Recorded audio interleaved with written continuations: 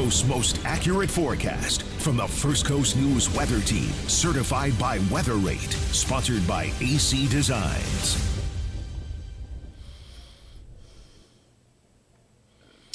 Good afternoon. There's a look at the beach. Always a great shot.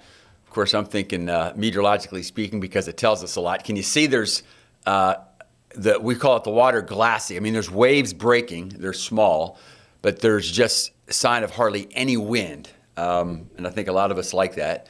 I like it because it verifies the forecast. We thought that we'd go from gale force winds last night to still gusty this morning and then calm this afternoon. And that, in fact, has occurred. Good afternoon. I'm meteorologist Tim Deegan. Ross Muma, who's normally here with us, he much deserved break. He had to work through the weekend. Lee Southwick, who normally works on the weekend, was supporting a good friend of hers in a wedding. And now I mention her also because she's going to be out at Military Appreciation Day. For those of you new to the area, yeah, the four main rounds of the players are Thursday, Friday, and Saturday. But over the years, Military Appreciation Day, which has traditionally now become Tuesday, is a big event. Always has a top act. They do it at the 17th. If you've been around here, you know that. Going to be a great afternoon there. We'll talk about that as well. Let's see. Robert Speta was out at the players yesterday. He was talking to their official meteorologist. They travel with the players. That's going to be an interesting story Robert's going to have. And then Lou Turner this morning talked a lot about the players. He in addition to all his other talents, Lee is quite the swinger. Talking about golf, of course. And that's why I do mention it's 4 p.m. tea time. I'm focusing on the players. But, you know, if you like tea, great. This isn't actually tea. This is espresso. Whatever your plans are this evening, folks, a birdie of an evening. Get it? And have you noticed the birdies in the morning? I love this time of the year. It's like the birds are just they can tell that it's coming. Another sign, when I say spring, another sign that it's coming for those of you that watch the trees. You know, typically we start with the red buds. They're in January, and then we go to the oaks. And I'm talking about when they just start exploding with their leaves and their colors and their blossoms. Then come the dogwoods. About a week ago, the cypress. And I'm just talking about the major trees, but the cypress started blossoming. And then the crepe myrtles, which I love because I love how the crepe myrtles put out their flowers during the summer. You know, when it's sort of hot, some people start getting sort of tired of the sunny and the humidity, and they put out these beautiful colors. Mayor John Delaney, I think he ended up having, I want to say 1 million, if not 1 million, hundreds of thousands of crepe myrtles planted during his administration. And you'll see them on the highways and byways just exploding with color during the summer. Anyhow, I mainly bring them up because as much as I like the crepe myrtles, what I don't like about the crepe myrtles is it makes it look like winter here longer than it needs to. I mean, we're in the South, right? Everything should be green by March. And the crepe myrtles just take forever, in my opinion, to start putting out some buds and some color. But if you haven't noticed, they're just, over the last few days, started to put out some buds. So the leaves should start popping. So even those crepe myrtles that look, you know, the deciduous look of the bare branches, within about the week, I think the crepe myrtles will start putting out some green as well. So whatever your plans are, whether it's the players or maybe just a local park or maybe on your patio. Yeah, from the players to the patio. Looks like a beautiful evening out there. But in case you are headed out right now, heading down to the players, notice a little bit cooler there. Notice I had 70 in town. And that's because although it will be a very light breeze, there will be a breeze coming off the ocean. The ocean temperature will soon be warming, but it's still a pretty invigorating 62 degrees. But otherwise, wow, just beautiful out there for military appreciation at the players. What a great way to kick it off. And so if you care more about as we go through the night, yeah, under those clear skies, calm conditions, pretty dry air. That means we're going to have radiational cooling. We've talked about that. And that just means the heat that build up from the sun shining on surfaces and the lower part of the atmosphere. With clear skies, that radiation can leave. And so that's why you see those temperatures drop. Great night for sky gazing. We still pretty much are faced in the evening with hard to the west is Venus. Still, to me, it can almost look like a helicopter coming towards you. It's so bright. And then straight overhead, I'm talking about 8 o'clock now, I guess 8:15 really for dark, is Jupiter overhead. Okay, here's a big picture. And look, if you were with us yesterday, The one big change that I'm noting is that yesterday, Charlotte was cooler than Bismarck, North Dakota. So yesterday afternoon at this time, Charlotte was in the 40s. Bismarck was in the 60s. Notice a shift, and that's what you expect for this time of the year, right? And that's all happening as a result of what's happening farther out toward the west. So for those of you with some travel plans over the next 24 hours, or maybe you have loved ones traveling, this is typically when we talk about where the stormiest weather is around the nation. I'm highlighting the shaded areas because that's where specific advisories or warnings out. And bottom line is really, except for the west coast of the U.S., traveling weather pretty good over the next the next 18 hours or so. But that shaded area over West Texas, a sign of increasing winds, and that's a sign of what's going to be a pretty stormy pattern developing for the rest of the nation Wednesday through Monday. Already happening, though, in California. Notice a swirl of rain coming ashore there. There's winter storm warnings as far south as now in Florida, we'd call them mountains. There, they call them the hills. But still in some of the higher elevations, about 2,000 feet there, just to the north and northeast of LA, because they're going to have some snow and some sleet. Could cause a few delays if you have some friends flying from LA or San Francisco, if some friends are going to head out there. What about Sunday? And I mention that because our next weather maker is going to be Sunday or Monday. You may have heard Andy is clapping in there because he loves that term and he loves for us to get on with it to the next event. As meteorologists, we tend to hesitate a little bit just because the farther out in the future it is, the iffier it is. So I'm going to take a sip. Okay, here we go. Let's dive on in. So what you're seeing there, I think that jumps out at you. So what about Sunday's weather? Well, the satellite picture you're looking at now off the southeast coast, that's the storm system we had. And in case you missed it, we were forecasting near record rainfall, and indeed the airport, and that tends to be the place of record for us locally, the airport had 4.07 inches in a 24-hour period, making it one of the wettest 24-hour rainfall events in March. Not the, but one of the. And what's significant there is it wasn't like it was a lone thunderstorm. We had widespread rainfall amounts of 1 to 6 inches. I'm actually pleased, a little surprised, but pleased we don't have most of the rivers are staying within their banks. Not concerned about the St. John's, but the St. Mary's is the only river flooding, and even that's minor, so that really doesn't get into roads or people's homes. Okay, so let's talk about the future. What about Sunday's weather? And of course, this week that's particularly dramatic because the world's golfing fans will be watching our weather because on Sunday, of course, is the fourth round and the final round of the Players, and it does look like that's going to be our next weather maker. And so therefore could possibly define, we might be able to call it the next championship maker to see who can handle the winds and the approaching squall line. So yesterday we talked about it would be in the Pacific. To be specific about the Pacific, the system in the Pacific is a little closer to the coast. In fact, we zoom in, there's really two swirls, two areas of low pressure. You see that? So that's what's coming ashore in Southern California. That's going to be the weaker system eventually, but that actually is what sets up the 1-2 punch.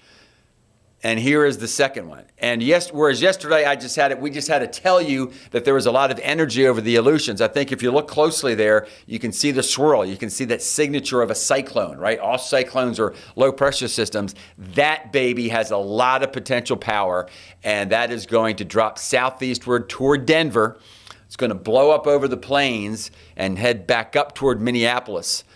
For those of you that are barometric pressure watchers, the barometer is going to get down to about 970 millibars, and that has implications for some folks, blizzards. The biggest concern is the heartland of the nation, not us, but as we get into especially Friday, Saturday, and Sunday, the heartland of our country, and then heading toward Dixie, into the Mid-South, there unfortunately is probably going to be a significant severe weather outbreak, meaning just plain thunderstorms that are going to produce wind damage, and unfortunately it looks like some pretty massive tornadoes. So we can hope at this point that they'll miss where people live, but I can tell you there's definitely heightened concern for them. Okay, but what about for us? Let's get hyper-focused on the local area. And if you look at the winds there, it shows that locally a bit of a breeze off the ocean is now forming, and that just supports that very light sea breeze. And that's why, for instance, anybody out around the coast, from the Players to the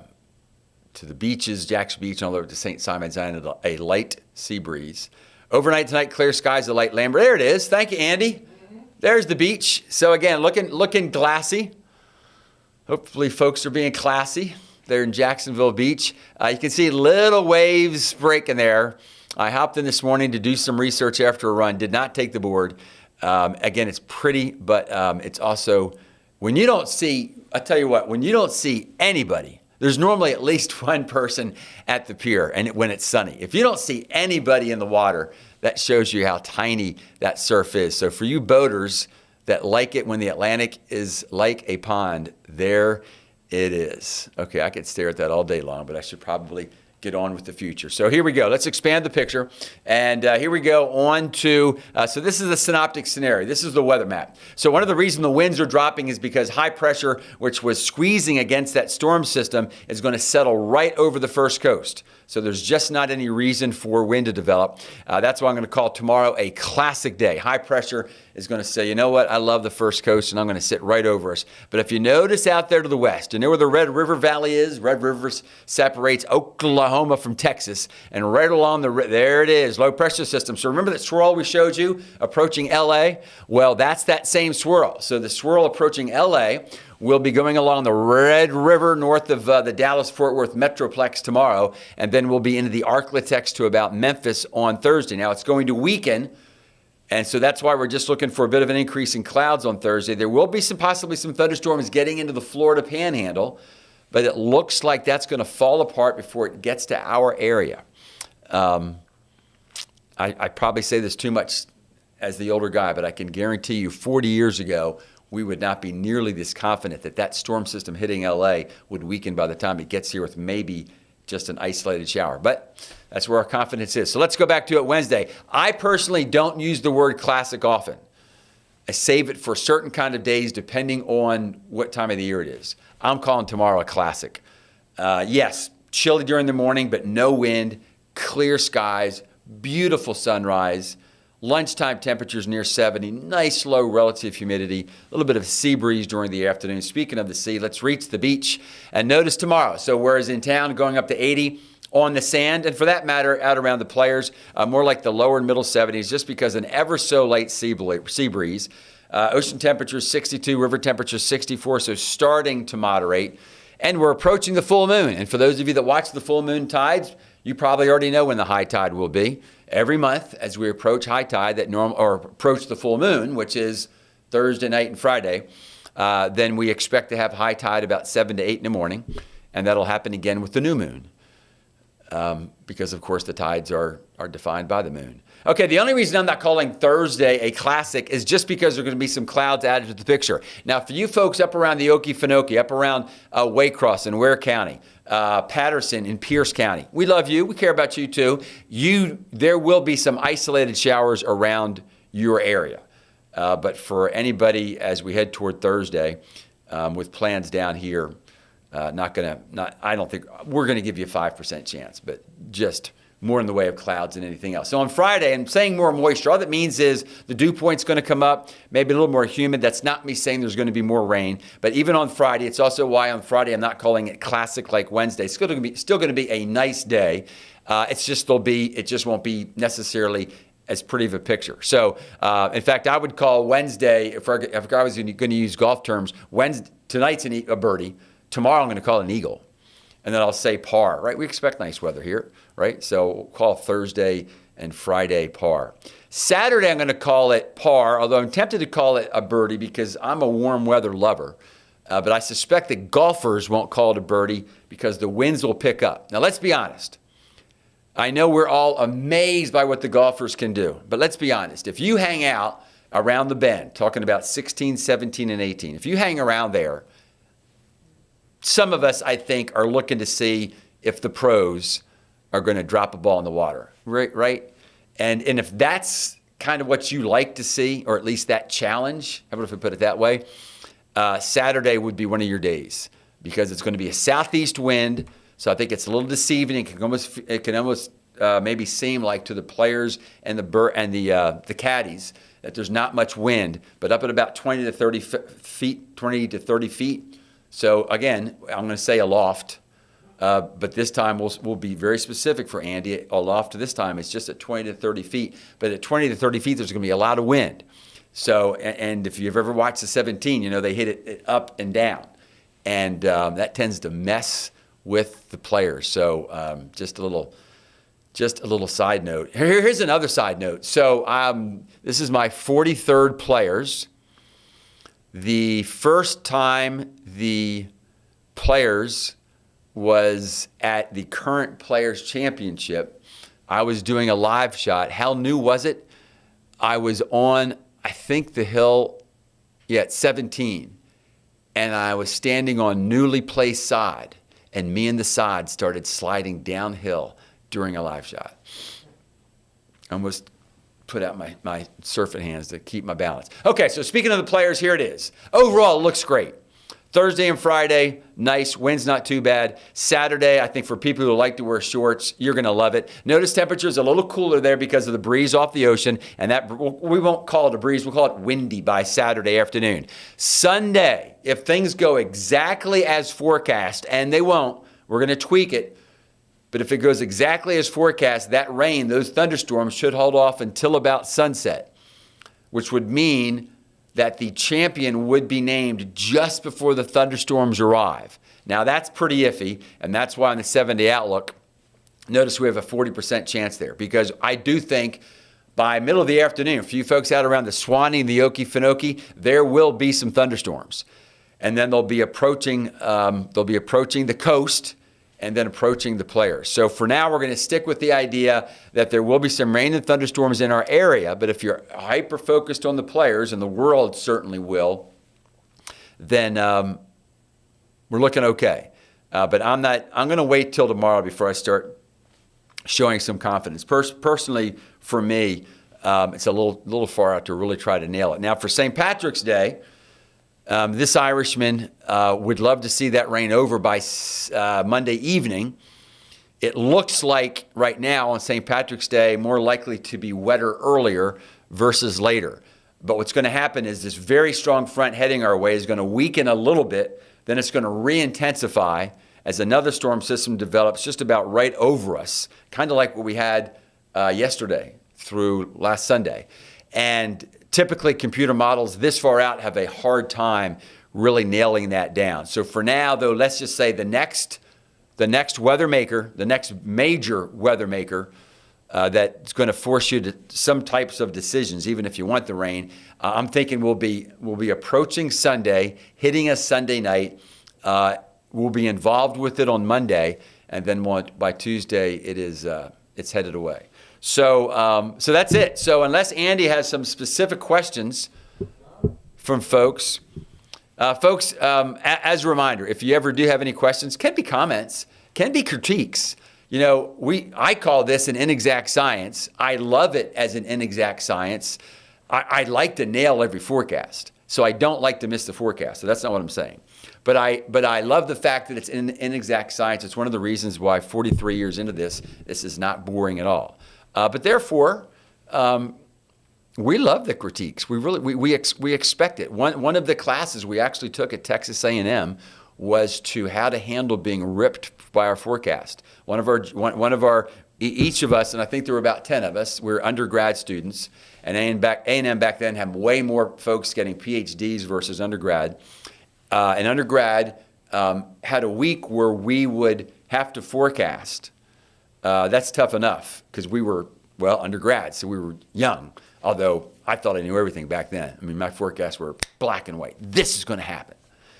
Anyhow, we would then have to defend that forecast for 5 days in a row, which meant by Friday, what we had forecast, right, would then have happened. So it's one thing to be definitive as a forecast. It's another thing to come back the next day and say, and we would have to defend our forecast in front of the PhD students. And they took great glee in just ripping us left and right. But when we finished the course, our professor, give him thanks or give him credit, give him props, because he said, look, all we're doing here is reminding you young kids who think you know it all that if you're going to stick with the science of meteorology, you're going to give forecast, you're going to miss some, and you better get used to people being upset about it. So really, we love your weather questions, but we also love your comments, your critiques. There's sometimes, and I know, living and loving my wife, that there's times where in my head, my forecast was the weather came out exactly like I forecasted. But by her reaction, I can tell, or could tell, it's not how I communicated it to her. So maybe sometimes it's just the communication. So anyhow, we love your feedback, good, bad, or otherwise. And with that, yeah, I'm going to get out a few seconds early so y'all can go outside and enjoy the sun. We will. I'm going to be. Why don't we say live on the air? Hopefully, I will be alive. I guess it's a live broadcast at 5 p.m. And check out Lee. Lee's going to be out at the Players, and so will Chris Porter. See you then.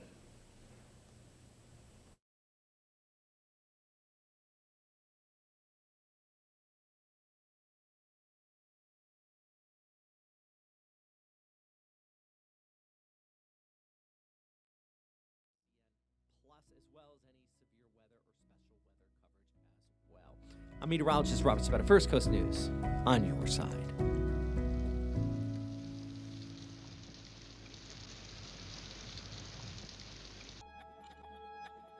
First Coast News on your side with Weather Impact Alert Days. When weather conditions could inconvenience you, let the First Coast most accurate weather team prepare you for Weather Impact Alert Days, highlighted in our forecast days in advance. Trust our forecast to give you more clarity on the days you need to be aware. We're committed to make sure you know what's to come so you can be ready for it. Trust the First Coast most accurate weather team. Trust Weather Impact Alert Days. Hey, it's dry out there, but it is much cooler, some 10 to 15 degrees below where we were this time yesterday. I'm First Coast News meteorologist Lewis Turner. So cool, in fact, you'll probably notice it. We're in the mid and upper 40s, low 50s around the region towards the coast. So a light layer is probably necessary this morning. But by the afternoon, that light layer you're wearing, well, you can peel that right off. We're going to climb up to the mid and upper 70s with plenty of warm sunshine out there. The winds will relax through the day, making way for a pretty nice week ahead. With your most accurate forecast, I'm First Coast News meteorologist Lewis Turner.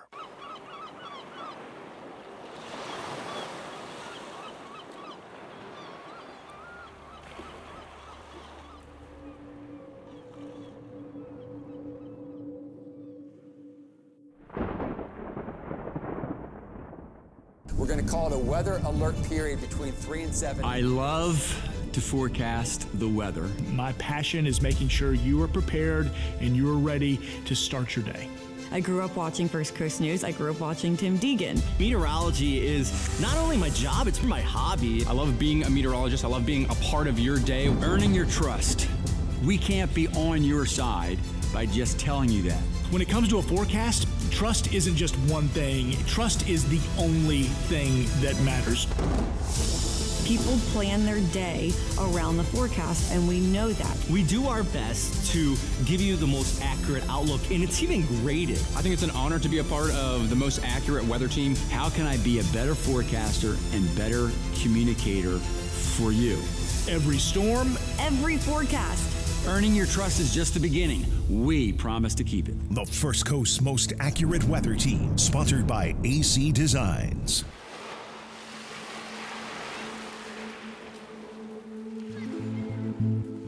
Hi, I'm meteorologist Lee Southwick. You're watching the First Coast News Weather Channel.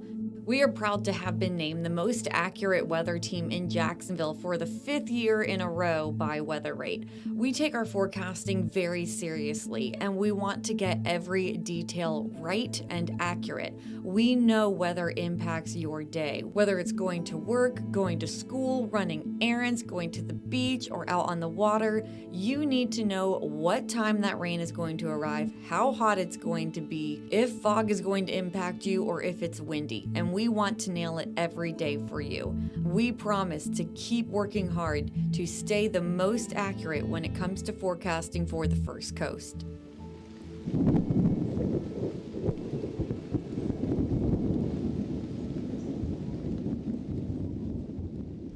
You're looking for answers. You need to understand the facts. You want the truth. So I've been doing this over 42 years. It is not boring. The First Coast is my home. I grew up here and I worked really hard to get back here. Because I want you to be ready for what's coming. You got to make sure you're exactly on point with your forecast. Being part of the most accurate weather team, we can give you that trust, helping you stay safe. Every single day, I can become a better forecaster. You earn someone's trust by showing up every day for them. Why does it matter in a forecast? Trust isn't everything. It's the only thing. Consistency with, the accuracy in your forecast. You're planning your day around it. You're planning your life around the weather forecast. Every storm. Every forecast. We are earning your trust. Earning your trust is just the beginning. We promise to keep it. Rely on the team working every day to earn your trust. First Coast News on your side.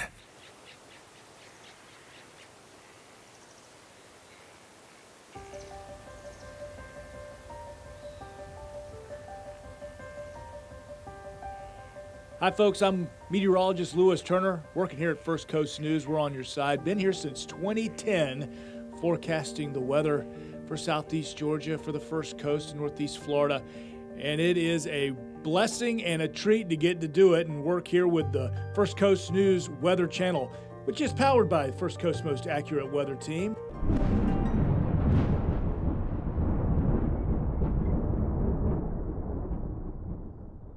I love to forecast the weather. My passion is making sure you are prepared to start your day.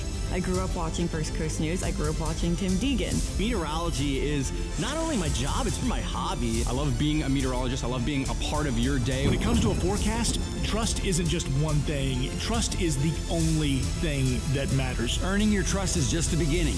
We promise to keep it. The First Coast's most accurate weather team, sponsored by AC Designs.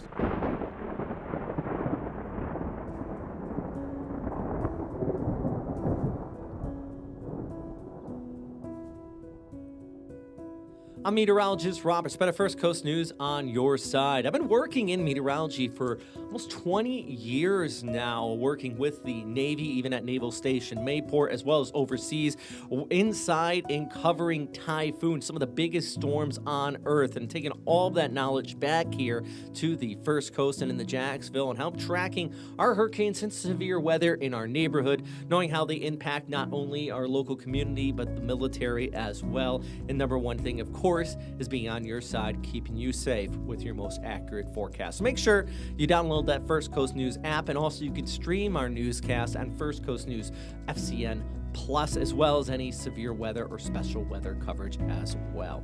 I'm meteorologist Robert Speta, First Coast News on your side.